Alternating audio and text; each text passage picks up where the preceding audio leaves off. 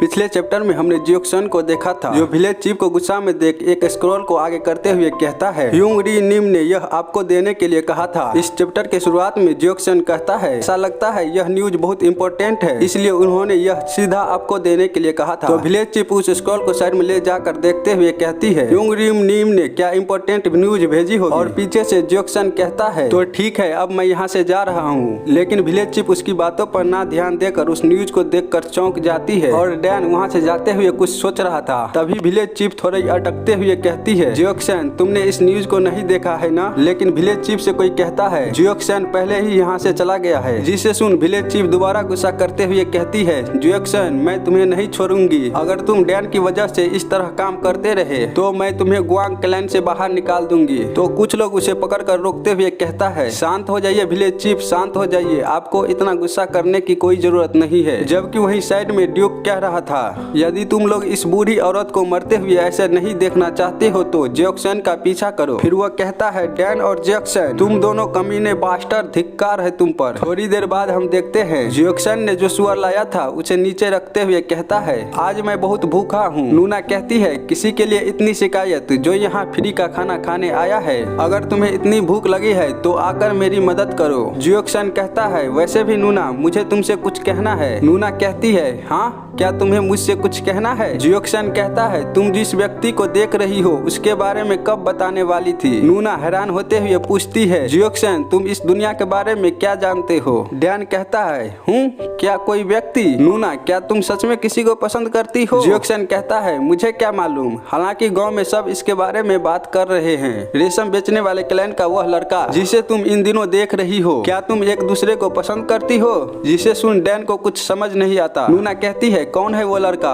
और किसने कहा कि हम एक दूसरे को पसंद करते हैं। जियोक्सन कहता है, तो क्या तुम दोनों एक दूसरे से डायरेक्ट शादी करने वाली हो। नूना कहती है, बेवकूफ कहीं के, तुम चुप हो जाओ। फिर वह थोड़ा ब्लशिंग करते हुए कहती है, सच तो यह है कि मैं किसी को देख रही हूँ, लेकिन वह हमारे गाँव से बहुत दूर रहता है, इसलिए हम बार बार नहीं मिल सकते। हमने अभी तक एक दूसरे को अच्छी तरह जानने की कोशिश भी नहीं की, इसलिए सब कुछ धीरे धीरे चल रहा है। जियोक्सन कहता है, चिंता मत करो, मैंने उसके बारे में सब कुछ पता किया है। हार्ड वर्किंग है और कुल मिलाकर उसकी रेपुटेशन भी अच्छी है। वह एक अच्छे आदमी की तरह लगता है। यदि तुम उसे पसंद करती हो तो मैं उसे तुम्हें देने के लिए हमेशा तैयार हूँ। और हम डैन को देखते हैं जो कुछ नहीं बोल रहा था। फिर थोड़ी देर बाद डैन को हम उसी पेड़ के नीचे बैठा हुआ देखते हैं जो सोच रहा था, क्या शादी। नूना पहले से ही शादी लायक हो गई है। ऐसे ही सोचते सोचते उसको वही रात हो जाती है। तो वह वापस गांव पहुंचकर घर के अंदर से अपने बो एंड एरो को लेकर जाते हुए नूना की ओर देखता है और कुछ सोचकर बिना कुछ कहे वहां से निकल जाता है। कुछ देर बाद डैन को जंगल में देखते हैं, जहां वो 2 हरबों को अपने हाथों में लेकर खुशी से चिल्लाते हुए कहता है, मुझे ये मिल गया, मुझे पता था मेरी किस्मत अच्छी है।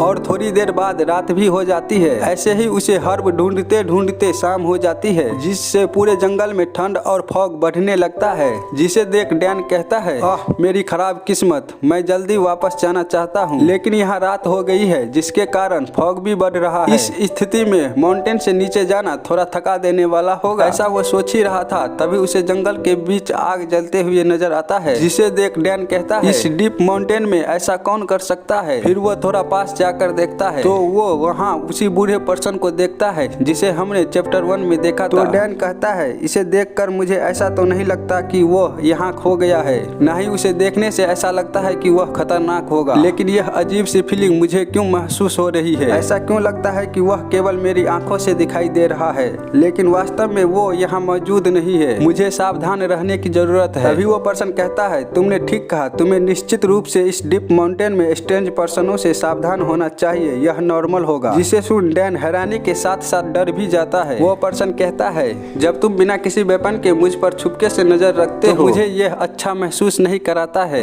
यहाँ से चले जाओ या फिर तुम मुझे आजमाना चाहोगे। डैन घबराते हुए कहता है, हाँ आप क्या कह रहे हैं, मैं तो बस अंधेरा और फॉग के कारण यहाँ आ गया। क्या मैं सुबह तक यहाँ रुक सकता हूँ? क्या आप प्लीज मुझे यहाँ रुकने दे सकते हैं रात भर? वो पर्सन डैन की ओर अपनी गहरी आंखों से देखते हुए थोड़ी देर सोचने के के बाद कहता है ठीक है, तुम यहाँ आकर बैठ सकते हो। डैन वहाँ बैठकर अपने खाने को पकाकर उसी पर्सन को देते हुए कहता है क्या आप इसे खाना चाहेंगे? हम माउंटेन के बीच हैं, इसलिए मैं आपको अच्छा खाना नहीं खिला सकता। वो पर्सन उस खाने को लेकर कुछ सोचता है और फिर खाने लगता है, जिसे देख डैन सोच रहा था मुझे उसे देखने से लगता है उसे शायद भूख नहीं लगती। वो पर्सन कहता है मुझे अजीब तरह से देखने की कोई जरूरत नहीं है। अगर तुम जल्दी से खाना खाते हो तो इसका मतलब है कि तुम उस खाने को ठीक से चबा नहीं रहे हो, जिससे तुम्हारा शरीर पोषक तत्वों को अवशोषित नहीं कर पाएगा। इसलिए तुम्हें धीरे धीरे खाना खाना चाहिए। अगर तुम ठीक से खाना खाते हो तो भोजन की थोड़ी मात्रा भी तुम्हारे शरीर को हिलाने के लिए पर्याप्त शक्ति दे सकता है। वो डैन की ओर देखते हुए कहता है वैसे तुम्हारा नाम क्या है और तुम हो कौन? डैन खाना खाते हुए कहता है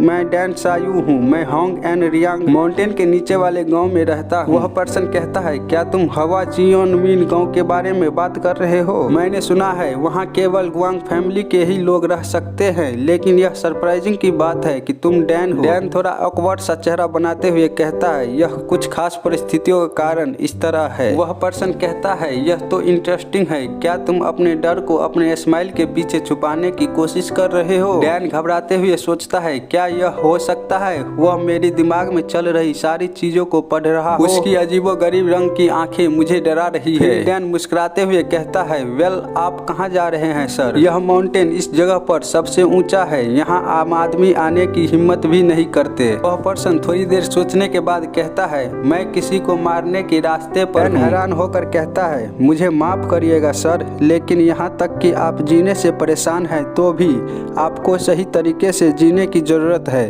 वह पर्सन कहता है तुमने मुझे हंसा दिया, मैं जाने देने जैसा काम नहीं करता, ना ही मैं खुद को मारने लायक हूँ। मैं अपनी लंबी यात्रा समाप्त करने जा रहा हूँ। जिसे सुन डैन कुछ समझ नहीं पाता। पर्सन दोबारा कहता है मेरी जर्नी के अंत में मैं बस मरने तक इंतजार करने जा रहा हूँ। फिर वह अपनी आंखें बंद करते हुए कहता है यह खाना बहुत अच्छा था, मुझे एक लंबा अरसा हो गया है जब मैं कुछ अच्छा खाया हूँ। और वून उसे चुपचाप देख रहा था।